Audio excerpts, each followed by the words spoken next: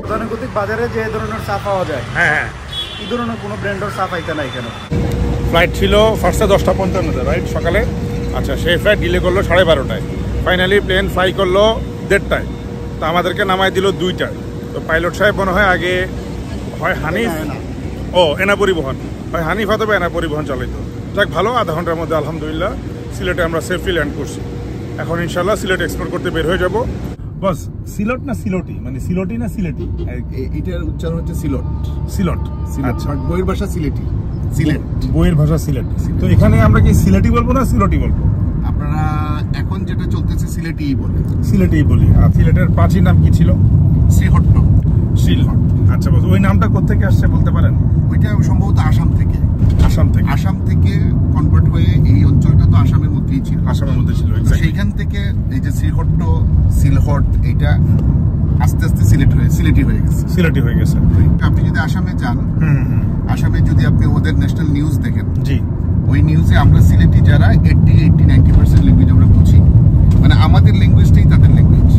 আচ্ছা, till now Shahjalal রাদিয়াল্লাহু আনহু 360 আউলিয়া নিয়ে সিলেটে যখন আসছিলেন ইয়েমেন থেকে, সুরমা নদী পার হয়ে আসছিলেন, তো ওইখানে উনি রাজা গৌরগোবিন্দ ছিলেন, সিলেটের অত্যাচারী রাজা ছিলেন এগেইনস্ট মুসলিম বিশেষ করে। এখানে একটা বড় ধরনের যুদ্ধ বা কিছু একটা হয়, তারপরে এই শাহজালাল রাদিয়াল্লাহু আনহু 360 আউলিয়ার মাধ্যমে গৌরগোবিন্দকে এখান থেকে বিতাড়িত করেন।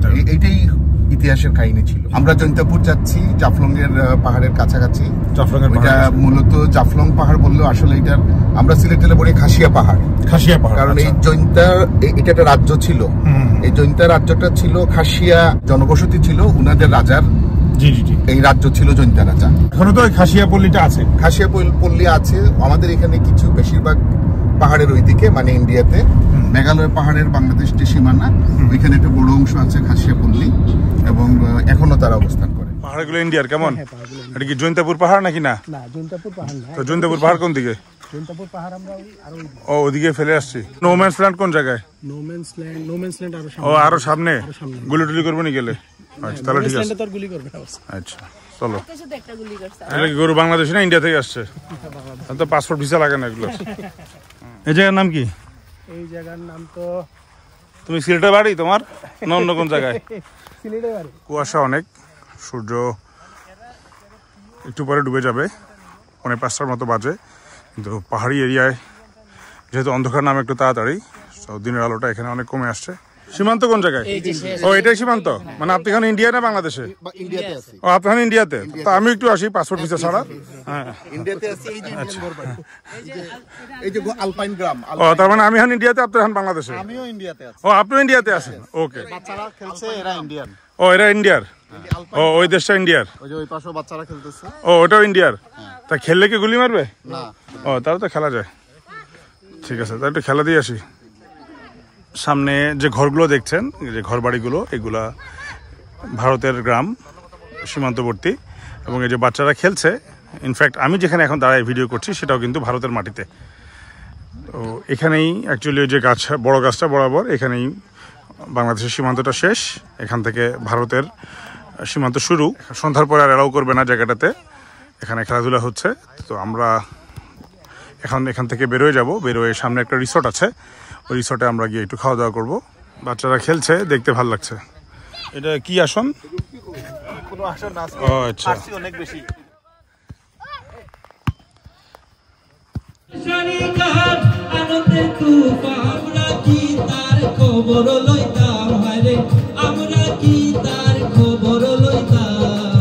আগে কি সুন্দর দিন কাটাইতাম, আগে কি সুন্দর দিন কাটাইতাম। হেয়া হো হেয়া রে, হেয়া হো হেয়া রে, ঝিলমিল ঝিলমিল করে রে ময়ূর পঙ্খী না, মেস্তরি নাও বানাইলো এমন দেখা যায়। ঝিলমিল ঝিলমিল করে রে ময়ূর পঙ্খী না, ঝিলমিল ঝিলমিল করে রে ময়ূর পঙ্খী না। চন্দ্র সূর্য বান্দা রাখছে না, চন্দ্র সূর্য বান্দা রাখছে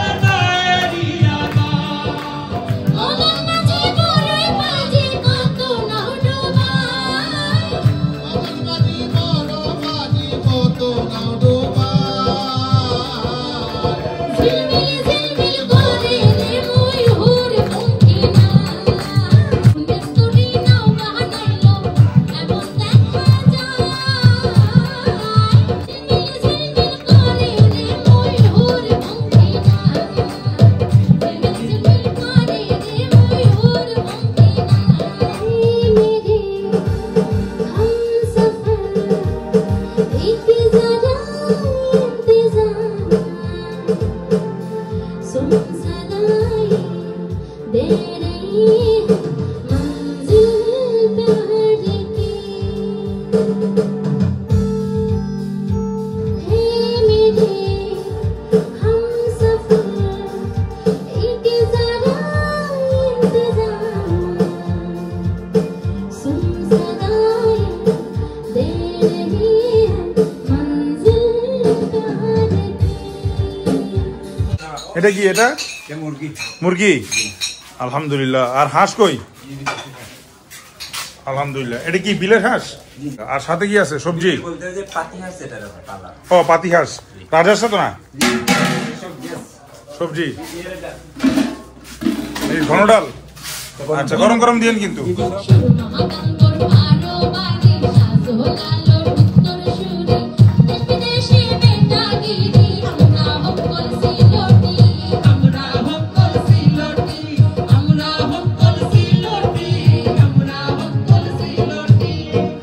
সামনে হচ্ছে দরগা আমরা দরগা গেটে আসছি দরগা গেটের আশেপাশে যে দোকানগুলো আছে এখানে চায়ের দোকান চা কিনতে আসছি সিলেট শহরে এটা সিলেটের বাগানের টাটকা চা ন্যাশনাল টি কোম্পানি আর হচ্ছে কাইফ ব্ল্যাক টি তো আমরা এখন এই কাইফ ব্ল্যাক টিতে ঢুকবো সালাউদ্দিন কি চা কিনে দিবেন আমারে গতানুগতিক বাজারে যে ধরনের চা পাওয়া যায় হ্যাঁ হ্যাঁ এই ধরনের কোনো ব্র্যান্ডের চা পাইতে না এখানে না উনি দোকানের যে ওনার আছেন আশফাক ভাই উনি আমার আশফাক ভাই আসেন দোকানে যাই আমরা আশফাক ভাই আপনাদের ভালো করে ব্রিফ করবেন ভালো পান নেই আচ্ছা আশফাক ভাই আপনার দোকানে বিশেষত্ব কি ধরনের চা পাতা পাবো হলো আমরা একদম বাগান থেকে সিলেটের বাগান থেকে টাটকা চা পাতা আনি কোনো কিছু আমরা এখানে কেমিক্যাল মিশাই না যত চা হইলে তেলে একদম রসা আচ্ছা রসা আমরা চা পাতার একটা গুণ হইলো আপনি একটা পানি দিলে সাথে সাথে একটা কালার হইতো না গরম হইলে আস্তে আস্তে কালার ছাড়বে এখন আমাকে আপনার দোকানের বেস্ট কোয়ালিটির কয়েকটা চা পাতা দেখান আমাকে কাইফ ব্ল্যাক টি এটা আপনার নিজের এখানে কতটুকু হাফ কেজি হাফ কেজি টি গোল্ড মানে কেজি 600 টাকা করে এগুলো নাকি এটা কেজি 1000 টাকা কাইফ টি এখানে কতটুকু এটা 400 টাকা আচ্ছা আমার এখন যে এই চাটার স্পেশালিটি কি এটা সবথেকে দামি চা মনে হয় সব থেকে দামি চা বাসায় দিতে চা বাসায় দিতে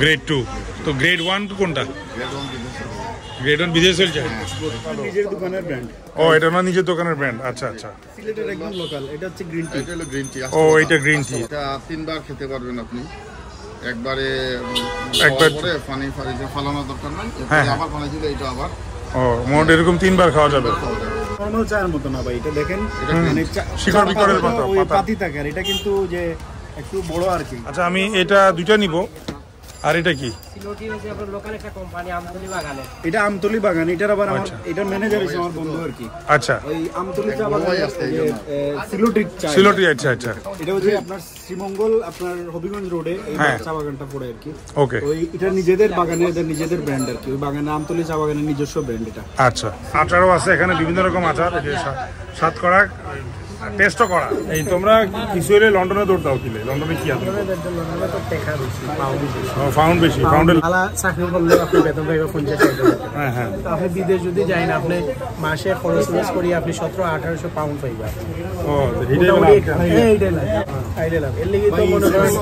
সিলেটে কি এমন কোনো পরিবার আছে যে এখানে লন্ডনে একজন নাই এটা ভাই আরো দিন দিন বাড়তে আছে মানে কমের না মানে বাড়ের আরো বাংলাদেশের যে প্রেক্ষাপট আগে আমরা হইতাম যে দেশও সেটেল এখন কই যে না দেশ ছাড়িয়ে যাবে কারণ এমপ্লয়মেন্টের খুব অভাব স্পেশালি সিলেটে এখানে ইন্ডাস্ট্রিয়ালাইজেশন নাই তো ফ্যামিলি মেম্বাররা অলরেডি থাকে দুইজন আমার বেসিক্যালি লন্ডন যাওয়ার লাগে ফ্যামিলিতে কোনোদিন কোনো প্রেশার দিছে না কারণ ফ্যামিলি অলরেডি দুই ভাই তখন তো দেশে আলটিমেটলি দেখা লাগবে মা বাবার লুক আফটার করা লাগবে আপনি ঘুরিতে আসছো কেন না এখনো যাওয়া হয়েছে না প্রচুর মানে লন্ডন যাওয়ার লাগে প্রচুর প্রেশার আছে সিলেটে আপনি চাকরিটা কি করলে মানে ও চাকরি মাকরি করে লন্ডন যেতেই পারো না ব্যাংকে আসে আইসা আমাদের বলে চলেনি বেতন বুতন দেয়নি ব্যাংকে ঠিকঠাক মতো চলেনি আমি বলিনি হযরত শাহজালাল রহমতুল্লাহ আলাইহি আসছেন মুঘলদের প্রথম যে শাসন আমল ছিল 1300 শতকের যে একটা হরকেল রাজ্য নাকি ছিল হ্যাঁ ছিল হরকেল ছিল ইবনে বত্তার যে উনি যে সফরনামা যেটা রেডি করেছিলেন হেরাল লাম্বের একটা বই আছে ইবনে বত্তারিয়ানি ওইটার মাঝে শাহজালাল রহমতুল্লাহ আলাইহির আর কি মানে প্রকৃত ঐতিহাসিক যে জিনিসগুলো দলিলটা ওইখানে পাওয়া যায় তো ওইখানে ওনার অবয়ব বা উনি এখানে কি এখানে টিলা ছিল, একটা টিলার উপরে উনি উপাসনা করতেন এই জায়গায়। এখানে একটা টিলা ছিল আর ওই পাশে একটা গোরগোবিন্দের টিলা আছে মাজারের ঠিক উল্টা দিকে, ওই দুই জায়গায় উনি বসতেন। ওনার সঙ্গী সাথী যারা আসছিলেন ওনার সাথে ইয়েমেন থেকে, ওনার সঙ্গে 360 জন আউলিয়া নিয়ে আসছেন, 360 জন নিয়ে আসছিলেন এবং 360 জন মোটামুটি সিলেটেই ম্যাক্সিমাম জন আছেন আর কি। ওনারা সিলেটেই ওনাদের মাজার বা কবর আছে, সিলেটের বাইরেও কিছু আছেন। এখানে একটা মসজিদ আছে, এটা মুঘল আমলের মসজিদ বলা হয় আর কি, ছোট একটা মসজিদ আছে মাজারের সাথে। এই মসজিদটা অনেক বয়স, প্রায় 200-250 বছর আগের মসজিদ হবে কি। এখানে বাবা বিশাল বিশাল মোমবাতি, মাজারকে ঘিরে ভালো ব্যবসা হয়েছে, ভালো সিস্টেম, ভালো ব্যবসা। মাজার ঘিরে এখানে প্রচুর হোটেলে তো হয়েছে, তার মানে অনেকে এসে এখানে থাকে। ও বাহ, ভালো ভালো।